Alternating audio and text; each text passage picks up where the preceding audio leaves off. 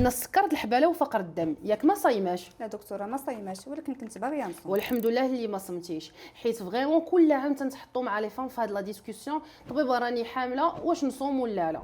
انا نشرح لك سكينه علاش. حيت البيبي ماشي بحالنا، ما تيمكنلوش يخزن لنا الماكله ويعاود يستعملها من تيحتاجها.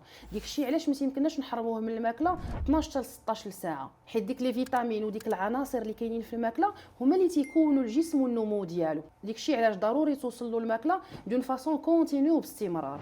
انا اون جينيرال ما تنخليش لي فام اللي فيهم السكر، طونسيون، امراض مزمنه، فقر الدم، سوء التغذيه، لا فام ما كتاكلش مزيان، كتقيه بزاف، سورتو في لي 3 بريميي موا ديال لا غروسيس، ولا عندنا التوام، ولا عندنا النقص في النمو ديال البيبي، النقص في لو ليكيد امنيوتيك، ولا حمل عالي الخطوره اون جينيرال، باش ما تعرضش الصحه ديالك والصحه ديال البيبي ديالك للخطر، واللي يقدر يكون حتى من مورا الولاده. والدين ديالنا راه دين يسر، ربي ما تيكلف حتى واحد فوق طاقته.